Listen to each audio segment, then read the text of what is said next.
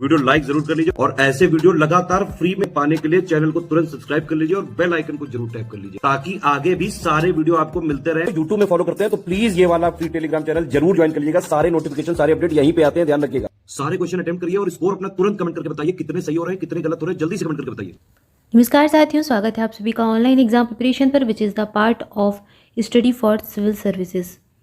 दोस्तों, नवंबर महीने का महत्वपूर्ण करंट अफेयर देख रहे थे और यहाँ पर एक इम्पॉर्टेंट टॉपिक देख रहे थे, केंद्र सरकार और राज्य सरकारों की महत्वपूर्ण योजनाएं, स्कीम और कैंपेन।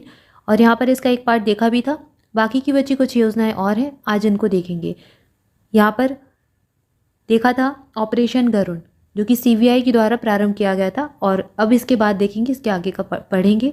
इसके बाद अगला दिया गया है वीर गाथा प्रोजेक्ट 2.0 और ये केंद्रीय माध्यमिक शिक्षा बोर्ड CBSE के द्वारा इसको प्रारंभ किया गया है। प्रोजेक्ट वीर गाथा का पहला एडिशन अगस्त 2021 में आया था। अगस्त 2021 से जनवरी 2022 तक आयोजित किया गया। इसके बाद प्रोजेक्ट वीर गाथा 2.0 का आयोजन किया गया। कब से कब तक?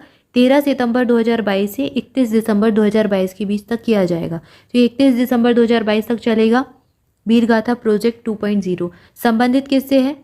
तो ये केंद्रीय माध्यमिक शिक्षा बोर्ड के द्वारा शुरू किया गया था और स्कूल शिक्षा से ही संबंधित है। देखते हैं इसके बारे में और देखते हैं। इस योजना का उद्देश्य छात्रों से वीरता पुरस्कार विजेताओं के जीवन की कहानियों पर प्रोजेक्ट बनवाना है। कक्षा 3 से 12वीं तक के जो छात्र हैं वो इस पहल में भाग ले सकेंगे।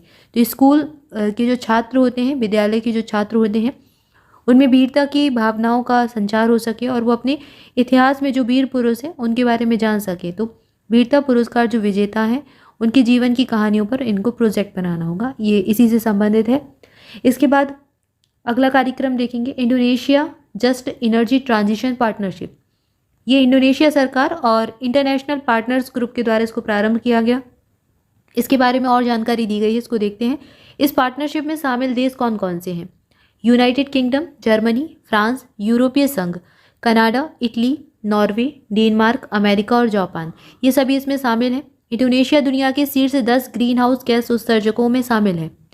JETP देश को जीवाश्म ईंधन पर निर्भरता से नवीकरणीय ऊर्जा स्रोतों में त्वरित बदलाव लाने में मदद करेगा। ये जो कार्यक्रम है Indonesia just energy transition partnership जो प्रोग्राम है, ये करेगा क्या? ये जीवाश्म ईंधन पर जो निर्भरता है उससे नवीनीकरण ऊर्जा स्रोतों में त्वरित बदलाव लाने में मदद करेगा। इसे G20 समिट के side event partnership for global infrastructure and investment में लॉन्च किया गया था। इन उद्देश्यों को प्राप्त करने के लिए Indonesia just energy transition partnership जो अनुदान है प्राप्त करने के लिए कौन कौन से? रियायती ऋण, बाजार दर ऋण, गारंटी और निजी निवेश के माध्यम से अगले 3 से 5 वर्षों में 20 बिलियन अमेरिकी डॉलर जुटाएगा। तो यहाँ पर ये सारे देश मिलकर ये जो है पार्टनरशिप प्रोग्राम को चलाएंगे। तो इसमें इसको याद रखना है कौन कौन से देश हैं।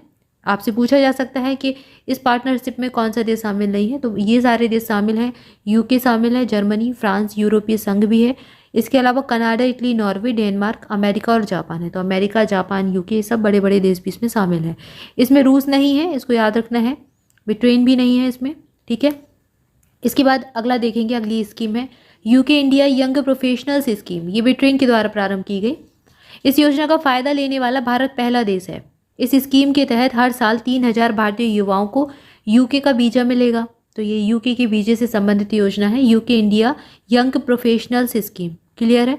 ये जो स्कीम है ये 2023 से शुरू होगी। इसके तहत 18 से 30 साल के यंग जो प्रोफेशनल्स होंगे उनको UK में नौकरी करने का मौका मिलेगा, ठीक है। तो भारत इस योजना का लाभ लेने वाला पहला देश है। अगली देखेंगे, सभी के लिए फुटबॉल पहल। उड़ीसा सरकार की ये योजना है, सभी के लिए फुटबॉल पहल। इसके तहत 2000 स्कूलों में बच्चों को 43,000 से अधिक फुटबॉल वितरित किए जाएंगे। और इस योजना को 10 अक्टूबर 2022 को उड़ीसा के जो मुख्यमंत्री हैं नवीन पटनायक के द्वारा शुरू किया गया। 10 अक्टूबर 2022 को शुरू की गई। किस राज्य सरकार की है? उड़ीसा राज्य सरकार की है। और फीफा द्वारा प्रायोजित यह पहल शुरू करने वाला उड़ीसा पहला राज्य है। तो इसको याद रखना है, ये एडिशनल फैक्ट है, ठीक है। तो खेल की भावना बच्चों में जागृत हो सके और खेल भावना से जुड़े बच्चे, इसी के लिए योजना को प्रारंभ किया गया है। इसके बाद स्वदेश दर्शन 2.0, स्वदेश दर्शन योजना जो है 2.0, ये पर्यटन और संस्कृति मंत्रालय की योजना है और इस योजना का मंत्र है वोकल फॉर लोकल। इस योजना के पहले चरण स्वदेश दर्शन योजना को 2014-15 में पेश किया गया था और यह योजना 100% केंद्र के द्वारा वित्त पोषित योजना है। इस योजना में होता क्या है, स्वदेश दर्शन, इसके अंतर्गत 15 सर्किट आते हैं, जैसे कि रामायण सर्किट हुआ और कृष्णा सर्किट, इको सर्किट और यही सारे बौद्ध सर्किट आदि। इसके अंतर्गत 15 सर्किटों की पहचान की गई है और हर माध्यम से स्वदेश का जो दर्शन है, देश का जो दर्शन है, उसको प्रमोट किया जाता है।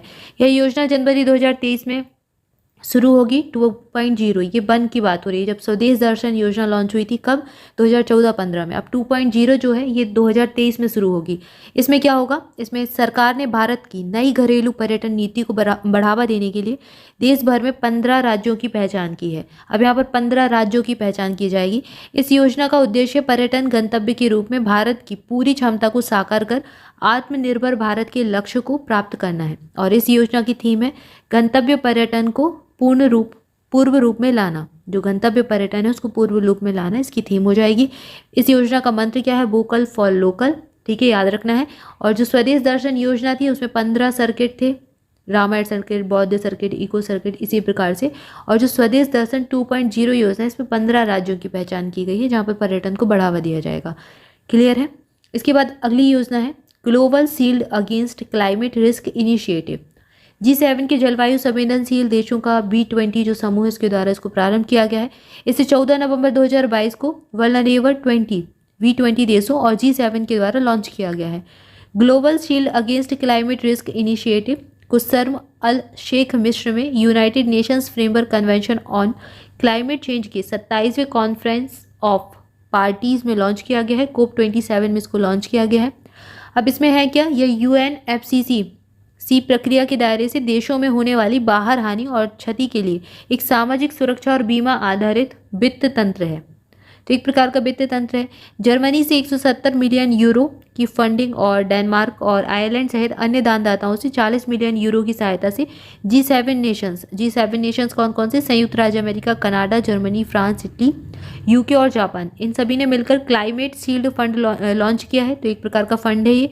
अब इसमें क्या है, Pakistan, Ghana, Bangladesh, Costa Rica, Fiji, Philippines, Senegal जलवायु आपदाओं से पीड़ित देशों को वित्त पोषण प्रदान करने के लिए G7 ग्लोबल जो शील्ड है पहल से धन प्राप्त करने वाले पहले कुछ देश शामिल होंगे। तो एक प्रकार से जो पीड़ित देश हैं, क्लाइमेट चेंज से जो पीड़ित देश हैं, उनको फंड दिया जाएगा, वित्त पोषण उनको किया जाएगा और ये सारे देश मिलकर वित्त पोषित करेंगे। इसका उद्देश्य क्या है, बाढ़, सूखा और तूफान जैसी घटनाओं के बाद पूर्व व्यवस्थित बीमा और आपदा सुरक्षा निधि प्रदान करना। तो ये इसका उद्देश्य हो जाएगा और ये G7 और B20 समूह के द्वारा मिलकर इसको बनाया गया, इसको लॉन्च किया गया है, global shield against climate risk initiative. Clear है। तो यहाँ पर हमने कुछ योजनाओं को देखा। इसके बाद अगली योजना देखते हैं, डिजिटल शक्ति अभियान 4.0। ये राष्ट्रीय महिला आयोग के द्वारा लॉन्च किया गया है।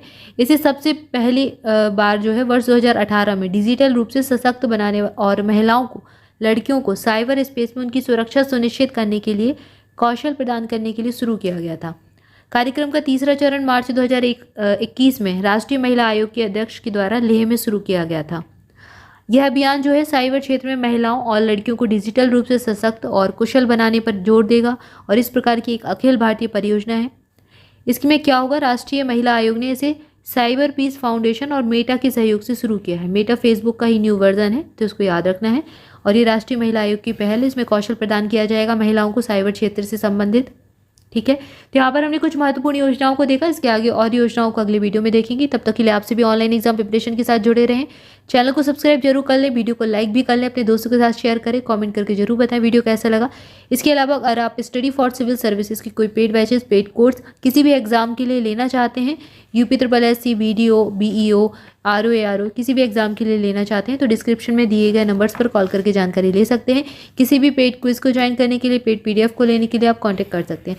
Thank you for watching this video. मिलेंगे नेक्स्ट वीडियो में। Thank you so much.